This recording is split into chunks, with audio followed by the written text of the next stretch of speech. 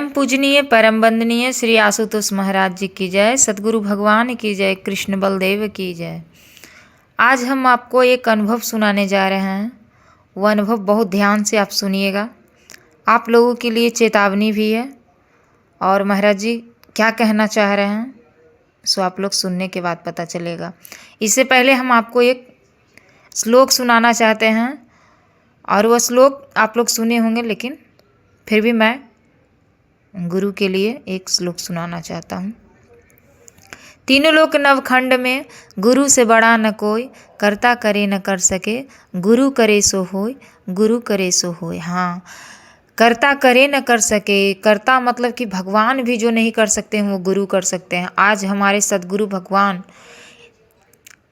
वो करने के लिए आए हैं जो भगवान भी नहीं कर सकते हैं। इसीलिए महाराज जी से इतना लगाव, इतना प्रेम हमें हो जाता है, क्योंकि सदगुरु भगवान वो कर दिए जो हम कभी सोचे भी नहीं थे। जो हम भगवान से उम्मीद लगा करके बैठे रहते हैं कि भगवान हमारे साथ क्या क्या अनुभवे कराएंगे, कैसी भक्ति के मार्ग पर चलेंगे, हमारे दुख में कैसे साथ देंगे, कैसे सुख में साथ देंगे, उससे भी पार पा जाते हैं सदगुरुदेव के चरण में। अगर जो आपको श्रद्धा जाग जाए तो उससे भी हमें आगे चले जाते हैं, और वो सदगुरु की कृपा से ही होता है। इसलिए हम चैनल का नाम रखे हैं गुरु कृपा ही केवलम। जो कुछ भी होता है सदगुरु की कृपा से ही होता है। तो हम आपको बताना चाहते हैं एक अनुभव। यह 2015 की बात है। मेरे बड़े भाई जिनका नाम था अशोक जी, अशोक था। ऐसे तो उनका नाम अशोक है, लेकिन उनका ज़िंदगी में समझिए तो शोक ही शोक था। कैसा शोक? खुद के खरीदा हुआ शोक, खुद से खरीदा हुआ, खुद से बनाया हुआ। गलत धारणाओं के वजह से, गलत आदतें के वजह से, वो आदत था शराब पीने का। मेरा भाई जो है ना, इतना शराब पीता था, इतना शराब पीता था कि हम आपको क्या बताएं। मतलब कि वो सुबह जब उठता था तो उसे शराब चाहिए, दोपहर में शराब चाहिए, शाम को शराब चाहिए, रात को। मतलब क्या ये कैसी लत है, ये कैसा पागलपन है जिसको लोगों को नशा में जीने का आदत पड़ गया है। हमें देखकर उनको बहुत कुढ़न होता था, बहुत घुटन महसूस होता था। जब जब हम जाते थे मायके तो हम अपने भैया को बहुत समझाते। सबसे बड़े भाई थे जिनके 2 बेटी, 3 बेटियां सॉरी, और 1 बेटा था, और सभी बड़े बड़े हैं, सभी बड़े बड़े हैं। लेकिन अब क्या बताएं, इतना घुटन महसूस होता। अपना क्या, पराया को भी आप ऐसे इंसान को देख लीजिए जो दुख कष्ट में अगर जो देखते हैं तो एकदम दिल दहल जाता है इतने कष्ट में। तो हम उनको बहुत, मायके जाते थे तो समझाते थे। तो उस दिन भी हम छठ पूजा हो रहा था तो हम मायके गए थे, और मायके में हम पता नहीं महाराज जी के से मन में विचार आए, महाराज जी ही विचार दे दिए कि हम उनको कुछ अनुभव सुनाएं या हम अपने सदगुरु के बारे में बताएं। तो मेरे दिल में एक समझिए तो भाव आया कि हम उनको कुछ सत्संग सुनाए। तो हम सुनाने लगे, जैसे हम सुने थे वैसे उनको सुनाएं कि भैया आपको पता है आप मेरे महाराज जी से जुड़िए। तो बोले कि अब वैसे तो वो जुड़े हुए थे किन्हीं से, उनका हम नाम नहीं लेना चाहते हैं वो, लेकिन वो उनका अनुभव नहीं रहा, यह मेरा अनुभव है कि हम उनको बहुत समझाएं, सत्संग सुनाएं कि भैया मेरे गुरु महाराज जी से जुड़ जाइए। मेरे गुरु महाराज जी भगवान हैं, वो कोई गुरु है ही नहीं। अब तो उनको बहुत बारे हम बहुत समझाएं, लेकिन वो नहीं समझे, और हम बार बार समझाते थे। जब मायके जाते थे तब उनको 1 घंटा 2 घंटा बैठ कर के सत्संग सुनाते थे। यहाँ तक कि मेरे पापा बोलते भी थे कि इसको तो कोई काम धंधा नहीं है, अरे बैठ इसको, और वो मजाक मजाक में बोलते थे, क्रोध होकर के नहीं बोलते थे, हंसी हंसी हंसी में मेरे पापा बोल दिया करते थे कि मेरी छोटकी बेटी आ जाएगी ना तो उसको कोई काम नहीं है, उसको बैठ करके सत्संग सुनाएगी। और बड़ी बेटी है वो बहुत अच्छी है, वो मतलब कि आती है तो वो घर का काम करती है, मतलब हाँ काम में हाथ बटाती है। और ये छोटी बेटी जो है सो सिर्फ सत्संग सुनाएगी। क्या नहीं सुनाए, सत्संग क्यों नहीं सुनाए आप बताइए। इतनी बड़ी ज़िंदगी मिली है, ये जो कुछ पल की ज़िंदगी मिली है पता नहीं कब ख़त्म हो जाए। हमें अच्छे कर्म नहीं कर सके, प्रभु के लिए आगे नहीं बढ़ सके, भक्ति न कर सके, उसके लिए क्या हम नहीं प्रेरणा दे सकते हैं किसी को। हम दे सकते हैं। क्योंकि जब किसी को बारे में सुनने को मिलता है फलाने व्यक्ति के साथ क्या घटना हुआ, तो बहुत बहुत दर्द होता है, बहुत पीड़ा उठता है। एक भक्त के हृदय में, एक शिष्य के भीतर बहुत ही पीड़ा होता है दोस्तों। इसलिए हम उनको समझाने लगे। और जैसे कि हम छठ पूजा पर गए थे, मेरी माँ जो है छठ करती थी, तो वो मेरी माँ कर रही थी छठ, तो हम उस छठ पूजा पर गए। उस दिन हम पता नहीं क्या भाव आया, महाराज जी के बारे में बहुत उनको समझाएं बुझाएं, महाराज जी के बारे में बहुत बताएं। भैया मेरे नहीं समझे, और भैया उल्टा जो है ना मुझे ही बताने लगे। जानते हैं क्या बोले? भैया बोले कि तुम्हारे महाराज जी जो है ना, सो हम क्या बताएं, वैसा ही है जैसे सब लोग होते हैं, सारे गुरु जो होते हैं वैसा ही हैं। हम बोले कि कैसे? बोले तुम्हारे बाबा का बड़ा बड़ा दाढ़ी है, और मतलब कि बस पीले नीले वस्त्र पहनते हैं, और क्या बड़े बड़े दाढ़ी हैं। यहाँ तक कि भैया कुछ एक वर्ड अपशब्द भी बोल दिए थे कि दाढ़ी वाले बाबा हैं तुम्हारे। हम के लिए तो हम बोले कि दाढ़ी वाले बाबा हैं या नहीं ये छोड़िए, हम बहुत गुरु कैसे होते हैं। गुरु तो 8 अंग से टेढ़े वाला जिनका नाम था अष्टावक्र, वो भी तो गुरु ही थे। तो गुरु के ज्ञान को पहचानना होता है, गुरु को ज्ञान से जाना जाता है, न कि वस्त्र से। तो कोई कह दे दाढ़ी से तो अच्छे प्रवचन से। आप ये सब पर मत जाइए, आप ज्ञान लेकर के देखिए। हमने बहुत समझाया जितना कोशिश मुझे करना था, और मेरे दिल को थोड़ा सा ठेस पहुंचा जब महाराज जी को कुछ ऐसा बोला ना, तो भैया बोला तो हमें बहुत दिल में दर्द हुआ, और हम बात को इग्नोर कर दिए। लेकिन कहता नहीं, जब अपनों के लिए कोई भी व्यक्ति आपको अपशब्द कहता है तो आपको भीतर एहसास होता है, वो आपको दिल को दर्द दे जाता है। मुझे भी दिल में दर्द हुआ। हम उस टाइम तो इग्नोर किए, लेकिन जब एकांत में बैठे ना तो हम रोने लगे, और रो गए। महाराज जी आपको ऐसा बोला मेरे भैया ना? कोई बात नहीं महाराज जी, आपको पता है बच्चे किसी को अपशब्द बोल दिया करते हैं। जानते हैं क्यों बोल देते हैं? आप तो जानते होंगे ना महाराज जी, क्योंकि बच्चे अनजान होते हैं। तो भैया भी तो अनजान ही है ना, जब भक्ति के मार्ग पे नहीं चल रहा, उन्होंने ज्ञान नहीं ले रखा, तो बच्चे जैसा ही स्थिति है। बहुत बड़े 6 फुट का शरीर है, लेकिन बुद्धि तो है बच्चे वाला ही ना। इसलिए भैया को माफ़ कर दीजिए। अज्ञानी है, जैसे अंधे को पता नहीं कि सूर्य होता है, वैसे भैया को कैसे पता चलेगा? ज्ञानी व्यक्ति को कैसे पता चलेगा? ये तो हम जानते हैं ना कि आप भगवान हो, इसलिए भैया को माफ़ कर दीजिएगा। और आगे चल करके हम दूसरे ही दिन मायके से आ गए वापस अपने घर पटना। और जब 1 साल के बाद फिर से हम मायके गए, तो जब हम मायके गए तो मेरे भैया भाभी आए दौड़कर मेरे पास आकर के बोले कि जानती हो? मेरे भैया बोले जानती हो तुम? हम बोले क्या? तुम्हारे महाराज जी आए थे। हमें ये सुनना कि जैसे लगता है कि मेरे पैरों तले ज़मीन खिसक गया। क्या मेरे महाराज जी आए आपके पास? ये सुनकर के बहुत खुशी हुई। लेकिन खुशी हुई, हम आपको भाव कैसे हम समझा सकते हैं, क्योंकि भाव को कभी भी समझाया नहीं जाता है, उसको महसूस किया जाता है। तो हम भी उस समय ये तो बोले कि महाराज जी मेरे आए थे, और तो मैं, लेकिन पता नहीं क्या दिल से, हमारा दिल से एक ही निकला कि हाँ हाँ क्यों नहीं, महाराज जी मेरे क्यों नहीं आएंगे। बड़ा सहजता भाव से हम बोल दिए महाराज जी क्यों नहीं आएंगे आपके पास, हम जानते हैं मेरे महाराज जी भगवान हैं। ये तो आपको जानना है ना कि मेरे महाराज जी आज समाधि में बैठे हुए हैं। 2015 की बातें था, तो 2015 में महाराज जी समाधि में हैं, और वो देखिए नूर महल में बैठे हुए हैं। हम भैया को समझाने लगे, और भाभी भी आई बड़ी उत्सुकता के साथ मेरे पास आकर के बैठी हुए। तो वो तो ऐसे भी थोड़ा सा घमंडी टाइप की हैं, थोड़ा सा उनका स्वभाव कड़क है। तो वो भी आकर के लेकिन बोली कि हाँ हाँ जानते हैं आपके महाराज जी आए थे, तो महाराज जी दर्शन दिए। तो हम बोले कि हाँ हाँ बताइए, मेरे महाराज जी भगवान हैं और वो आएंगे ही, हमको तो पता है। जानकारी तो आपको चाहिए कि आपको समझना होगा कि महाराज जी मेरे भगवान हैं, समाधि में हैं, तो फिर वहाँ है तो यहाँ कैसे आ गए? ये कोई साधारण तो है नहीं, वो तो भगवान है। इसलिए आप उनके शरण में चलिए पटना में आकर के यहाँ पर ज्ञान दीक्षा ले लीजिए और महाराज जी से जुड़े रहिए। समझे? सब ठीक होगा, निराशा में नहीं रहना है, सब ठीक हो जाता है ज्ञान लेने के बाद, तो इनके मार्ग पे चलने के बाद। फिर हम पूछे भैया से कि अच्छा बताइए महाराज जी आपको कब दर्शन दिए? तो भैया बताने लगे कि एक दिन का बात है कि सुबह 4 बजे हमारा नींद अब मेरे भैया की एक अच्छा आदत था ना दोस्तों कि वो 4 बजे ही उठ जाया करते थे। वो भले ही शराब पीते थे लेकिन एक बहुत बड़ी उनमें एक गुण थी कि 4 बजे ही उठा करते थे।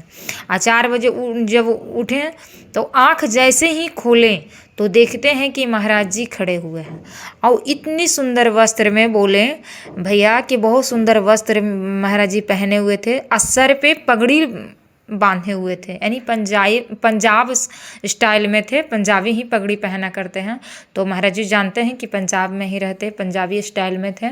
और वो भी जानते हैं सबसे बड़ी बात क्या है कि महाराज जी कहाँ खड़े थे। उनकी दयालुता तो देखिए, महाराज जी जानते हैं कहाँ खड़े थे, पैर के पास। महाराज जी पैर के पास खड़े थे और खड़ा हो करके भैया को महाराज सोए सोए उनका भैया सोए हुए हैं, उठ करके बैठ गए और बैठ करके महाराज जी को दोनों हाथ जोड़ करके प्रणाम किए। महाराज जी तथास्तु बोले। वो मुख से ना बोले लेकिन हस्त मुद्रा उठा करके, अपने हाथ उठा करके उनको भैया को आशीर्वाद दिए और वो फिर अंतर ध्यान हो गए।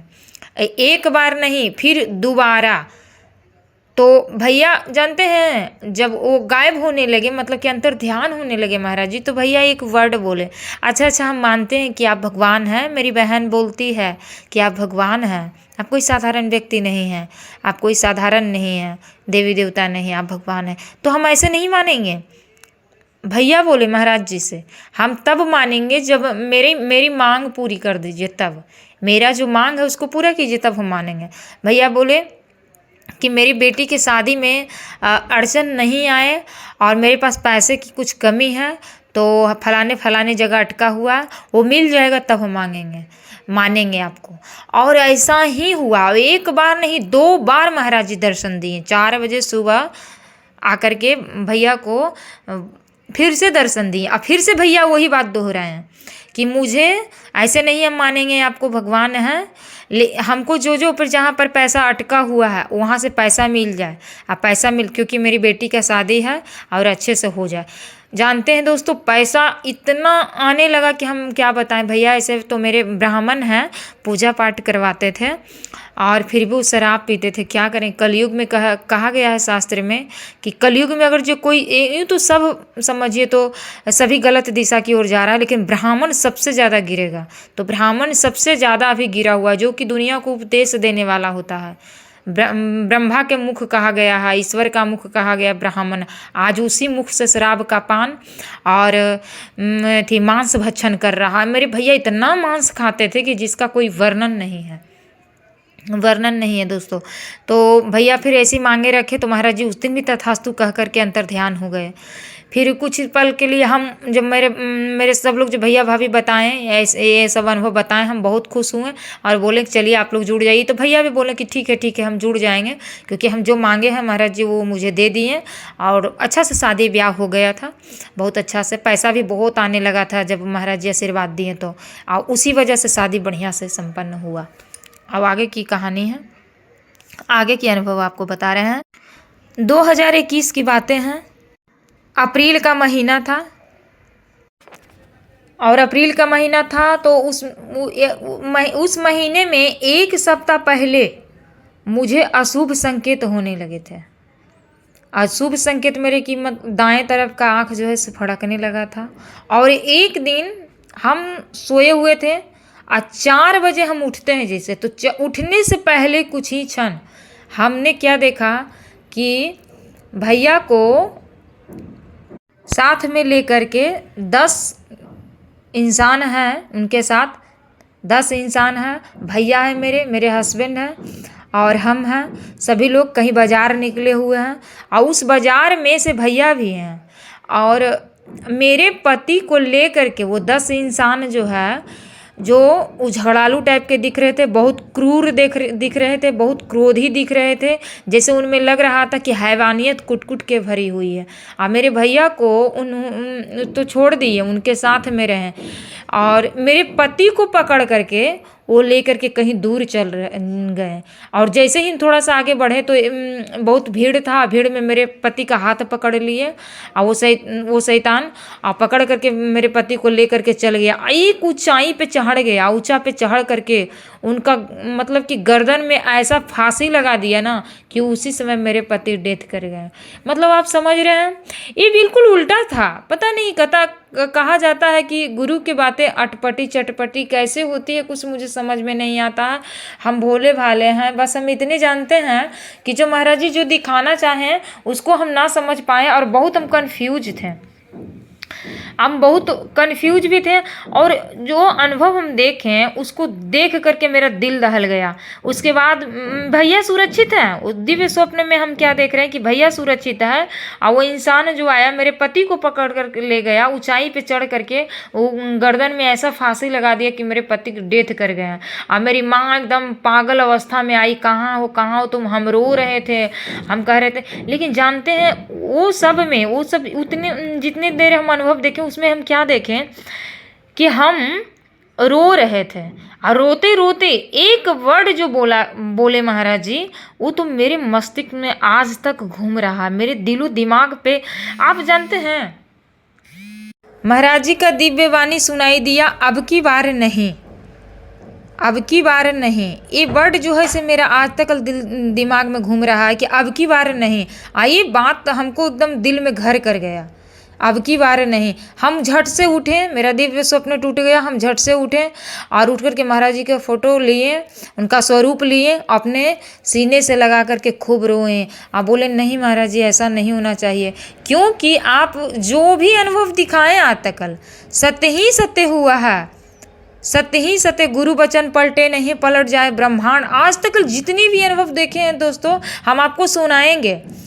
आपको हम बता सकते हैं यकीन के साथ कि एक भी ऐसा नहीं हुआ जिसमें जितने अनुभव में वो झूठा गया सारे के साथ। तो हम बहुत बेचैन थे। आप सोचिए जो अपने पति के बारे में देख ले तो उसका क्यों नहीं बेचैनी होगा, होना भी चाहिए। और मतलब कि हम बता नहीं सकते, मेरा पागल जैसा स्थिति रहा था उतने टाइम तक।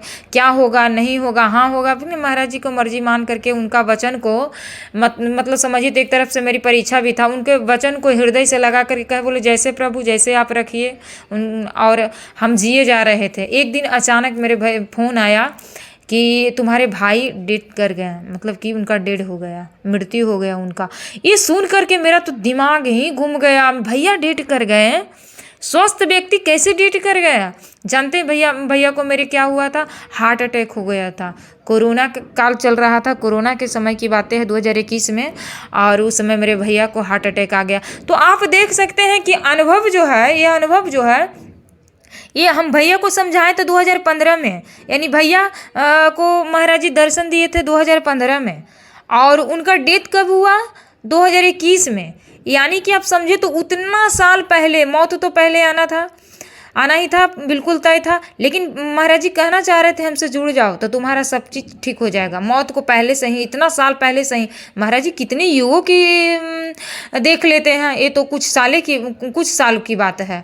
तो ये सब ऐसा घटना हुआ, और हम लोग गए, मायके गए, और भैया को तो हम नहीं देख पाए, तब तक ले दाह संस्कार इन लोग जल्दी कर दिया था। लेकिन क्या कहें, जो इसका कल्पना नहीं कर सकते हैं कितना मुझे शोक हुआ, कितना मुझे दर्द हुआ। हम वहाँ गए, और फिर हम कल हो करके जब हम लौटने लगे तो मेरे मुख से अवाक निकल रहा था, ये वर्ड लग रहा था हम बोल दें। मन कहा कि नहीं तुम नहीं बोलो, लेकिन आत्मा कह रहा था बोल दो, तो हम बोल ही दिए। हम बोले भाभी आप बुरा न माने तो एक बात हम बोले कि बोलिए। हम बोले कि देखिए कहने लायक तो नहीं, अभी आपके सर पे पहाड़ टूट पड़ा है। आपको जो मतलब कि जो झेल रहे हैं, आप जिस समय से गुजर रहे हैं, उस समय हमको नहीं बोलना चाहिए था। लेकिन आप क्या करें, मन में विचार आ रहा है, बार बार हमको बोलना पड़ा। तो हम बोले कि बोलिए, तो हम बोल दिए। हम बोले जो आप आज रो रहे हैं, धो रहे हैं, शोक मना रहे हैं, इसका पीछे कारण क्या है? तो बोले क्या है? बोले कि हम बोले कि देखना ही नहीं आपको पड़ता। बोले कैसे? हम बोले आप भूल गए, बचपन में आप हमको सुनाया करते थे। हाँ, भाभी जब आई थी ना शादी ब्याह करके, तो हम करीब लगता है कि 10 वर्ष के थे, तो हमको कहानियाँ अपने घर की कहानी या आस पड़ोस की कहानी होता है अक्सर, मैं सुनाया करती थी। तो मेरी भाभी हमको सुनाए थे कि एक पंडित जी आए थे। मेरी भाभी बताएं कि एक पंडित जी आए थे, एक ब्राह्मण आए थे ज्योतिष, वो हमको हाथ दे करके बताएं कि तुम्हारे नसीब में जो है ना सौभाग्य नहीं लिखा हुआ है, कुछ कुछ मतलब कि समय रहते कुछ सालों के बाद तुम्हारा सौभाग्य उजड़ जाएगा। तो इसलिए बताया, वो चीज़ें मुझे याद है, तो वो चीज़ को हम दोहराएं। हम कहे कि थी कर्म का लिखा मिटा नहीं जाए, तो कर्म का लिखा हुआ नहीं मिटाया जाता है। तो आपका तो ये कर्म में लिखा गया था, आप तो हमको बता दिए थे। बोले हाँ, हम तो आपसे बात किए थे, तो ये तो कर्म में लिखा होता, इसको कोई नहीं टाल सकता था। लेकिन आप याद रखिए, इस कर्म को टालने के लिए, इस बुरे नसीब को टालने के लिए, दुर्भाग्य को टालने के लिए हमारे गुरुदेव स्वयं श्री आशुतोष भगवान आपके पास आए थे। क्या आप उनका बात माने? नहीं माने, इसीलिए आपको आज ये दिन देखना पड़ रहा है, नहीं तो ये दिन नहीं देखना पड़ रहा। बोले क्या करे बाबू, विनाश काले विपरीत बुद्धि। उनका विनाश का समय आ गया था, विपरीत बुद्धि हो गया था। हम बोले उनका विपरीत बुद्धि हो गया था, आपका थोड़ी हो गया था। आप थोड़ी शराब पीते थे। आप बताइए, आपको तो हम समझाए थे ना बार बार कि ये सब ठीक हो जाएगा, आप आशा क्यों खो दिए? जब किसी का व्यक्ति का मतलब कि घर में शराब पीता है, मांस खाता है, बुरे मार्ग पे चल रहा है, तो जो होश में है उसको तो जाग जाना चाहिए। जो बेहोश है उसको क्या पता? ठीक है, उनको नहीं समझ में आया, आपको तो समझ में आना चाहिए कि महाराज जी कितने बड़े मतलब योगी हैं, तपस्वी हैं, वो भगवान हैं, जो महाराज जी नूर महल पंजाब में रह कर के भी और ये गांव में के क्षेत्र में दर्शन देने आए। आप इतना भी ना समझ पाए क्या? आप बजरंगबली को पूजते हैं क्या? राम जी को पूजते हैं आप? तो क्या भगवती जी को पूजते हैं आप? कुलदेवी को पूजते हैं क्या? आज तक उन्होंने दर्शन दिया? लेकिन मेरे महाराज जी तो आपको दर्शन दे दिए।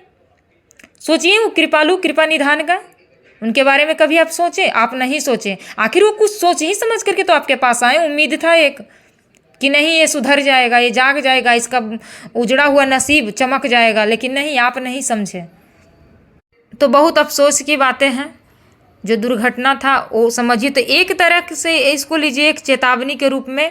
आप लोगों को भी महाराज जी ऐसे ही अगर जो कुछ समझाते हैं तो आप समझ जाइए, और आप उसको अगर जो उनकी कृपा को, जैसे मेरे भैया ने गुरु की कृपा को नहीं समझ पाया और उनके साथ ऐसा क्यों हो गया, और ये सब तो आप सुन ही लिए, तो आप लोग भी अगर जो कुछ आपको महाराज जी बताते हैं तो उस पर बहुत गौर कीजिएगा।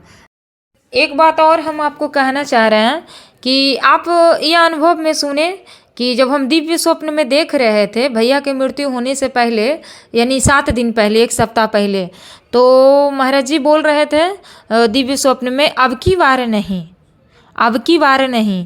और ये रहस्य तो भैया जब डेट कर गए तो बाद में पता चला, 1 सप्ताह बाद ये राज खुला कि अब की बार नहीं। अब की बार मतलब कहोगे कि भैया को, आप तुम्हारे भैया को जाकर के समझाए थे भाई को कि जाग जाओ, लेकिन उन्होंने क्या मांगा? धन।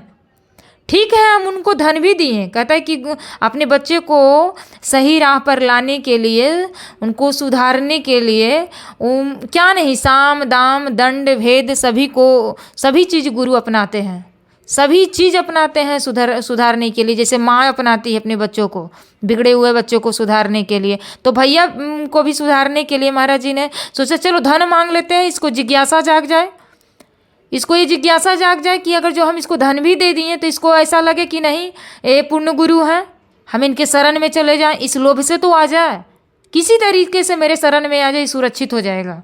लेकिन भैया बोले कि भैया नहीं समझ पाए, तो इसीलिए महाराज जी कहा अब की बार नहीं, अब की बार नहीं, अब की बार हम माफ़ नहीं कर पाएंगे। आप समझ रहे हैं ना, अब की बार ये नहीं मतलब लौट करके आएगा। तो इसलिए हम आपको कहना चाह रहे हैं दोस्तों कि महाराज जी एक बार समझाएं तो और समझ जाइए, उनके आज्ञा को मानिए, और उनके आज्ञा को अगर जो आप नहीं मानते हैं तो इस काल से हम बता रहे हैं आपको कोई भी नहीं बचा पाएगा, कोई भी नहीं बचा पाएगा। तो हमें बिना डरे हुए आगे पर पथ पर बढ़ते रहिए, अपने गुरुदेव के पथ पर। उनकी आज्ञा में मानेंगे तो तीनों लोक में डर नहीं है, कहीं पर भी डर नहीं है, डरने की कोई बातें ही नहीं है। इसीलिए अंत में बोलना चाहेंगे, परम पूजनीय परम वंदनीय श्री आशुतोष भगवान की जय, श्री कृष्ण बलदेव की जय। यह मेरा दिव्य अनुभव आपको कैसा लगा कमेंट करके ज़रूर बताइएगा, और वीडियो को लाइक और चैनल को सब्सक्राइब कर दीजिए। धन्यवाद।